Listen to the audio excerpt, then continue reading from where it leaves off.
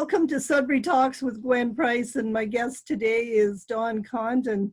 And we've been chatting a bit about what's going on because of COVID-19. And Dawn, tell us a little bit about yourself and what you do, and how are things going for you with this COVID-19 situation? Yeah, so this is an interesting time, isn't it? My company is called Connected Living, and I'm a yoga teacher and a yoga therapist.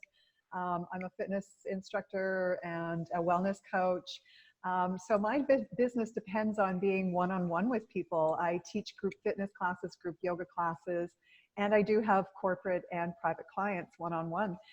Coaching clients and yoga clients, therapy clients, etc. So yeah, my business depends on that face-to-face interaction and being in the same room as people.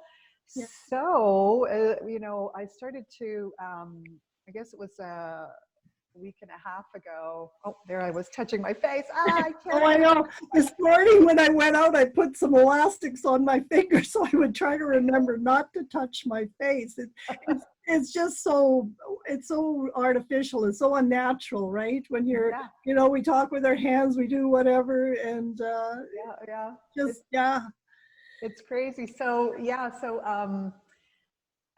guess was a couple of about a week and a half ago. It's been a week and a half, I guess. I started getting a couple of phone calls from some of my senior my corporate clients who have seniors, and they were asking me not to come in. And I started thinking, okay, this is, okay, I think, this is okay. But then it hit, like, within a couple of hours, I was like, I got another call, and then I got 2 more calls from seniors' residences. And then I was like, this is not going to be good.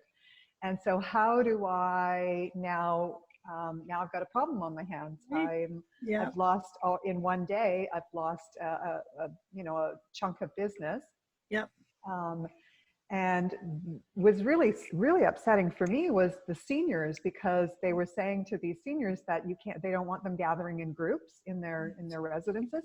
Yeah. And that all of the outside contractors were canceled. And a lot of the programming in some of these places is offered by outside contractors like myself. And so, having these seniors who are at that point in their lives where movement and socialization are huge health determinants was very upsetting to me, to think these seniors can't gather in groups, so they're stuck in their rooms, and then they can't move. They can't, most of them don't move at the best of times. Yeah, it seems to go from, it happened so quickly, didn't it? It just, everything was kind of sort of normal. We were hearing rumblings, and then all of a sudden, it dramatically changed. Yeah.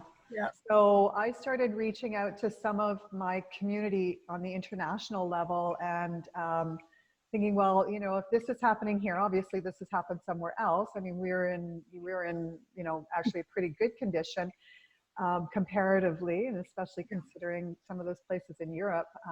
So I started reaching out to some of those contacts and finding out what they were doing, and recognized that they were getting up and online.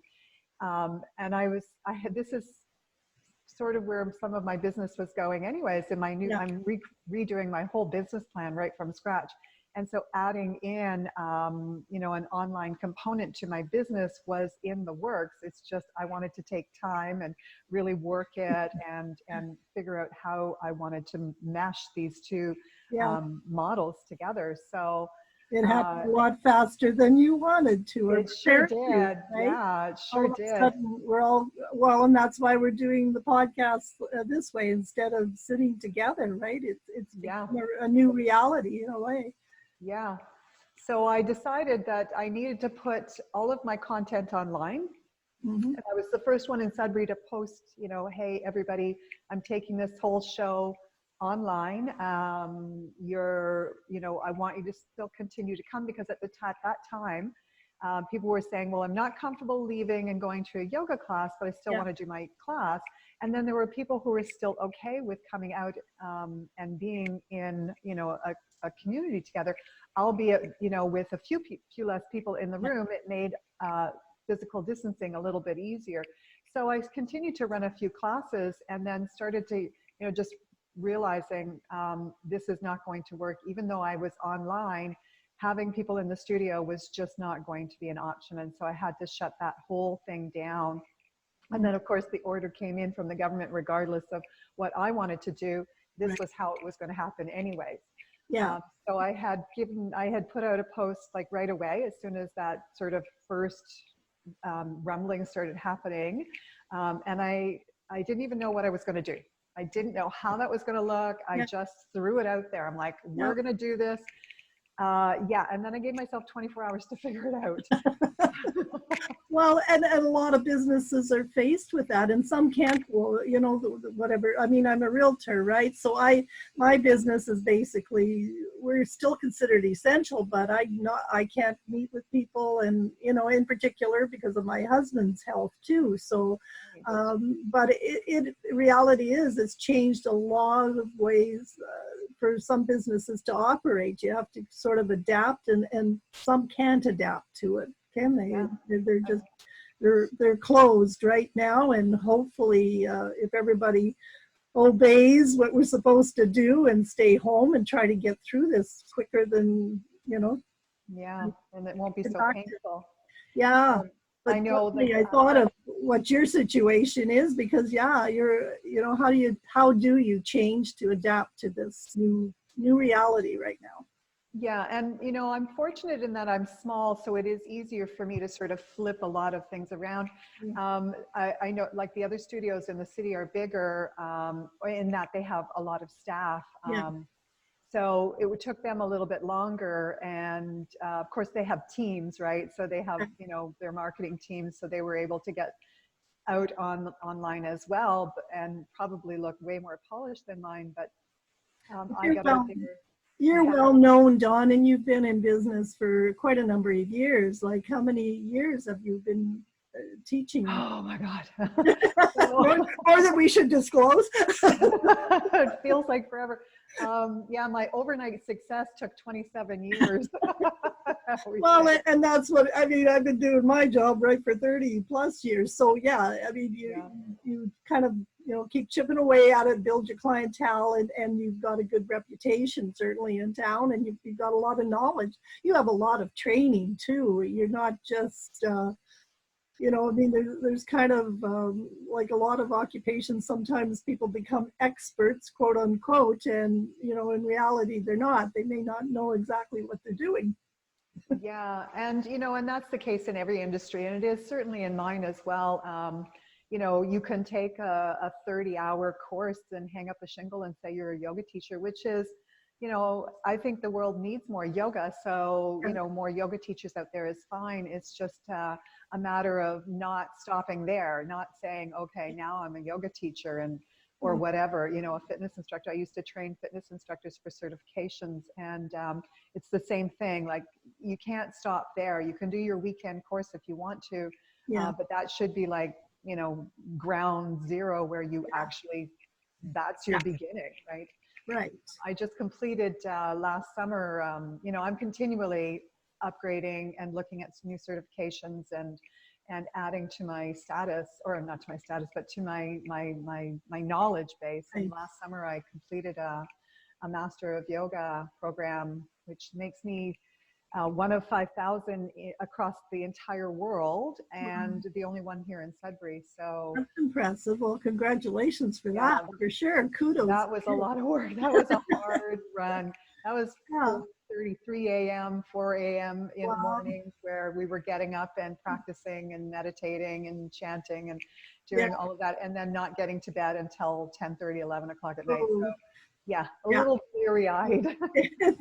Well, congratulations, because that's impressive, right? You are one of very few. That's a big thing to say. Yeah, no, that's wonderful. Yeah. So do you deal with a specific type of clientele? Like you mentioned seniors, but is it right across the spectrum, all ages? Like, what type of classes do you have? Different types, different levels? Right. So, I don't deal with children. There are teachers out there who are fabulous with children, and that's not me. It's not that I don't love children or enjoy them, but it's a different way of teaching. You know, kids are there and see it as a fun thing, and I do too. It's just that when adults come to you and are in your classes because they're there because they want to be. Yeah. So they're more willing to absorb what it is that you're trying to offer them. But yeah, I have clients all across the board, but I do specialize in populations and groups that are not being serviced here in the city at all. So I have a large seniors program. I offer programming to people who have injuries and health issues. I'm running an osteoporosis class. I always run a low back pain class. You know, shoulder, neck injuries. Those are things I work with physiotherapists and chiropractors, transitioning people from their therapy back into their lives.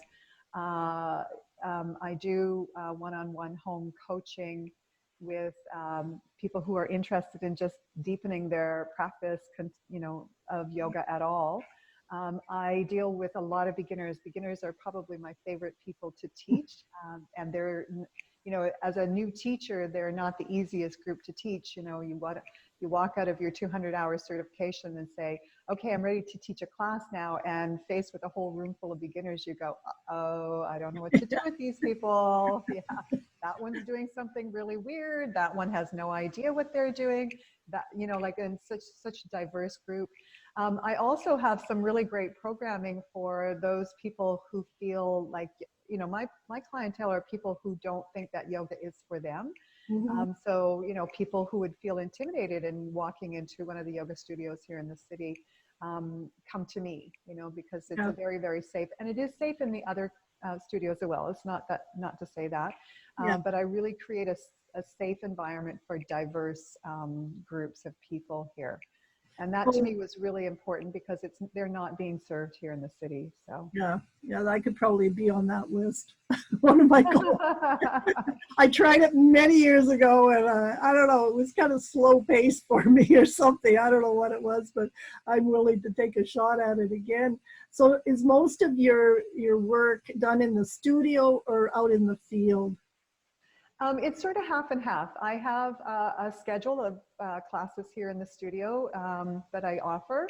And then I do have a couple of very cherished locations around the city that I've been there for many, many years. And even though I run classes here in my studio, I continue to teach those classes because they're dear to me. Those groups are dear to me. I do have corporate clients, so I will go into their workplaces and do programming there. Yeah. And I do one-on-one in home. Most of what I do in home, I mean, I have a few clients who are interested in deepening their own yoga practices, but most of the clients that I do one-on-one work at home with are seniors, and that is a group where my main goal is fall prevention. So preventing a fall, keeping them moving and strong enough so that, you know, they don't fall. Yeah, that's so important because a lot of times when they do have, you know, they fall, they break their hip, and it's almost a death sentence for some, right? They just don't recover a lot of times. And so it is very important. Balance is very important for sure. Yeah. Oh yeah, absolutely. So this is why the diverse population or the diverse group of clients that I have, again, they're not being served here in the city. And so, you know, when this whole thing hit, I was like, okay, how am I going to work with these groups that need me one-on-one or face-to-face? How do I do that? So there are some clients I've had to just say, listen, I can't come to your home. You're not well, and I don't want you to, you're at risk, and I don't want to be, putting you at even greater risk. So some of those clients I continue with this profile, this platform. We're Zooming. Right. So I will work one-on-one with them. They're at their house, I'm in my studio, and we're doing the work together. My online classes are all online in this platform. You can join live and take the class at the class time with me. I'm here teaching the class. You're at home in your PJs, and you're doing the class there along with the rest of the group.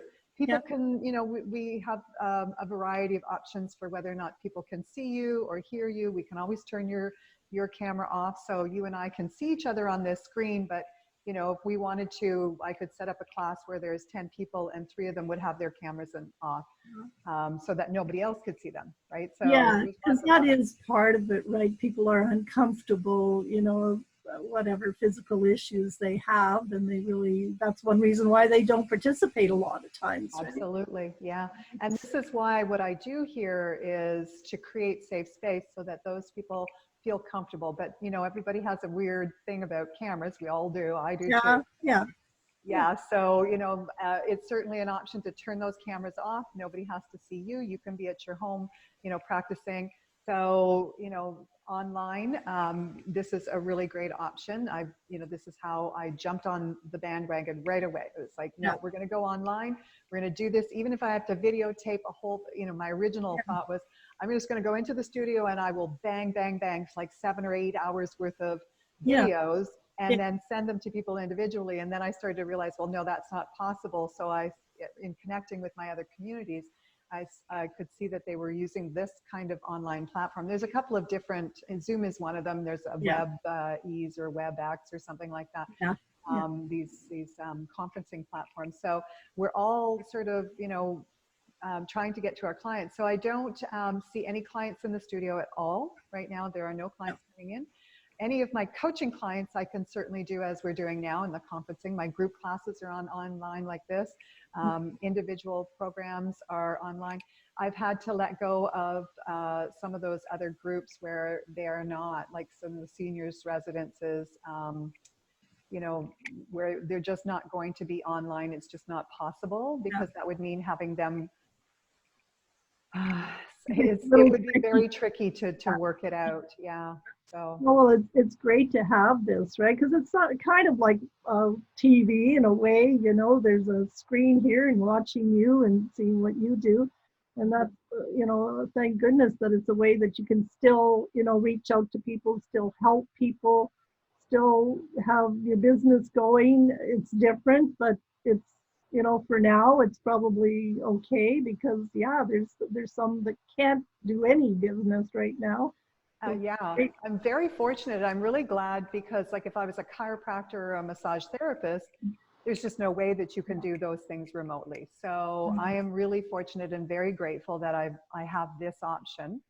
Yeah, And I know that like my clients are all pretty grateful, you know, and some of them are just taking some time off. They're like, oh, that's okay. We'll do a 2-week vacation, yeah, you know, and that's fine too. yeah. Um, so yeah, but the ones that are participating, you know, to keep people moving is so important, especially in particular age groups, right? And or Yeah. with health situations, it's really vital to keep moving and then to keep that social contact, even though we may be, you know, all sort of zooming from our own homes. You know, when there's a couple of groups that are quite close to each other, and you know, they'll come to yoga class, they'll go for coffee afterwards, and they'll celebrate birthdays and things like that together. So this is a really great way to keep them connected when they're isolated in their own homes, because some of Well, them are widows and widowers. And yeah, and that's what's I think everybody's craving right now is the social connection again, right? And I don't know if you saw the thing I posted with my husband and I dancing at the end of the driveway. There was yeah, the driveway party thing the other day, and part of it is because you just want to get out and you have to keep your distance. So it humans want to be social. They want to be with their friends and still feel like you're connected to the world somehow. So yeah, that's great. yeah, exactly. We are a herd animal. Yeah, well, and talking about the whole, in order to keep healthy, people do still need to move and do things. So that again, it's that much more important for seniors because they're one of the most vulnerable groups for this COVID-19 virus, right? And in order to maintain their health, part of it is just to keep moving and also feeling connected because socially, again, they must feel depressed and they probably looked forward to seeing you all the time and now they some of them can't, some can maybe in some level, but it's so important for their mental health as well. Absolutely, and I miss them tragically because seniors are that group where they are the least touched, Yeah. right? So you know, if they're a widow or widower at home, there's no one at home to give them a hug or pat their hand or, you know, even just rub their shoulder as they're walking by to the kitchen. You know, so when they come in, like I'm a huge hugger. So as soon as we're allowed to, I'm hugging everybody and not letting go. Yeah.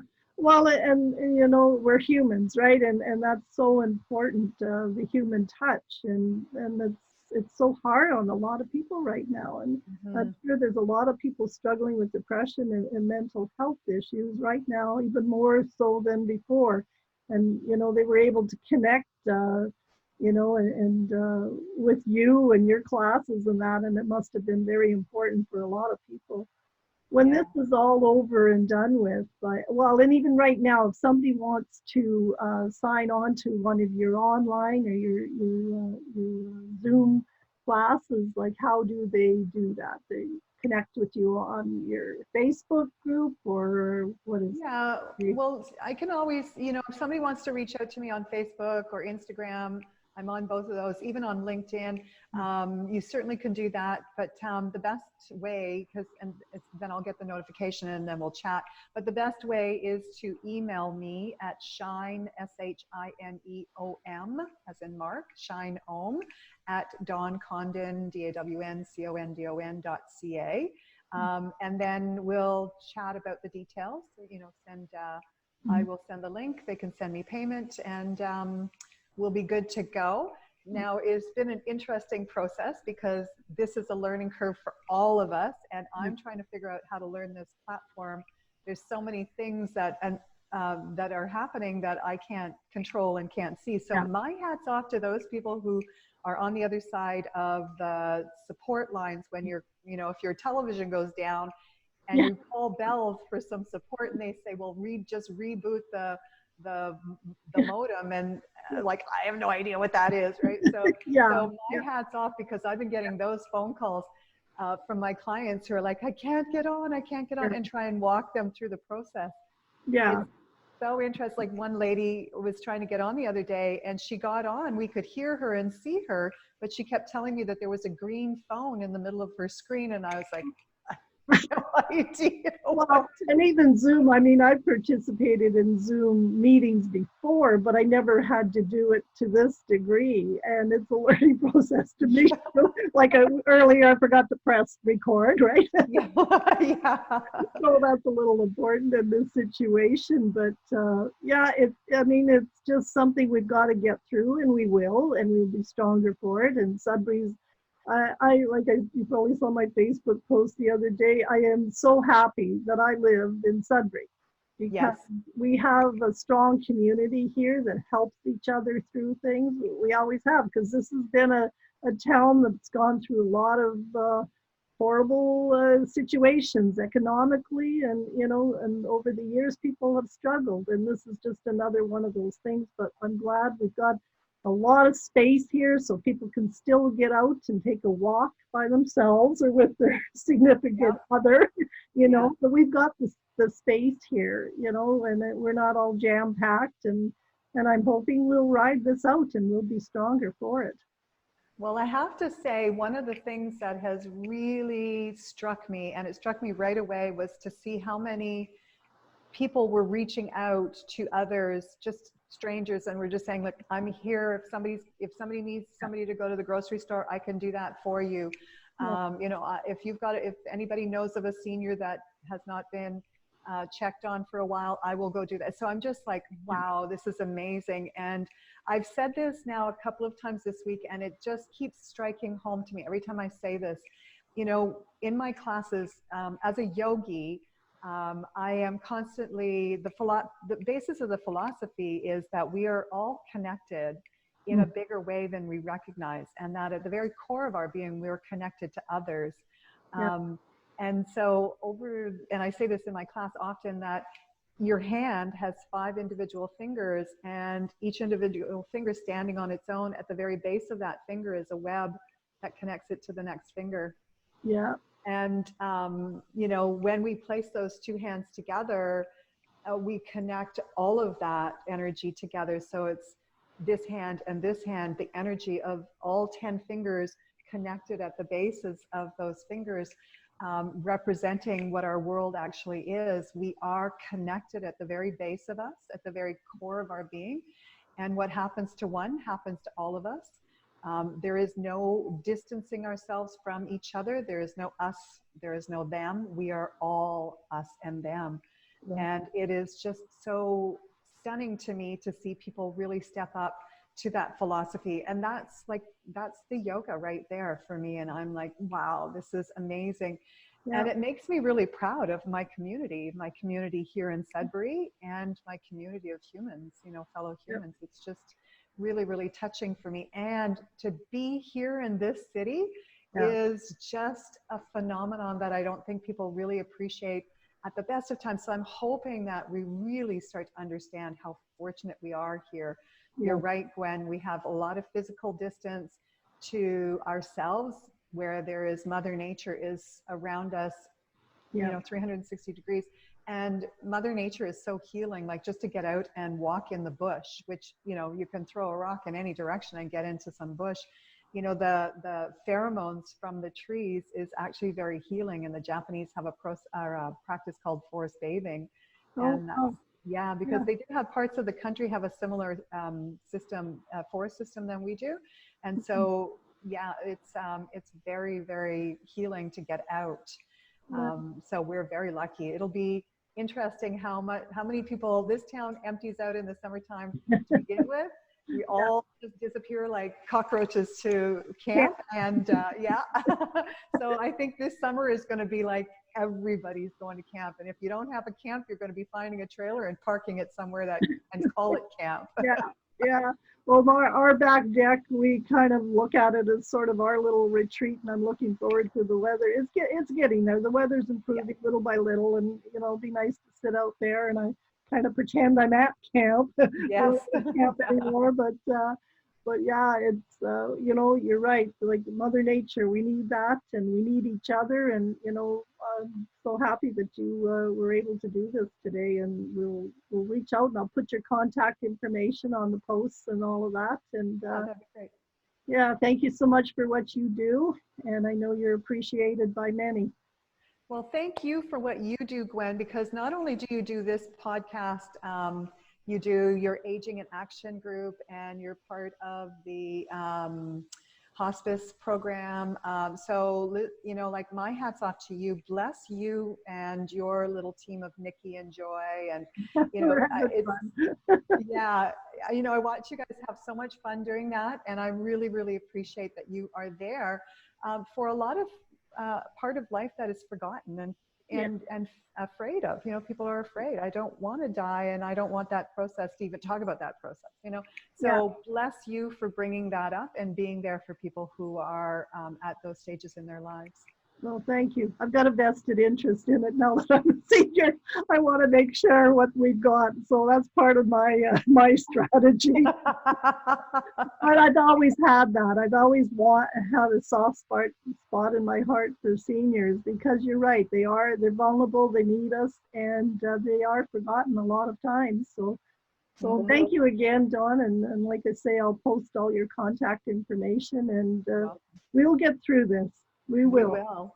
Yeah. Take care. Take care.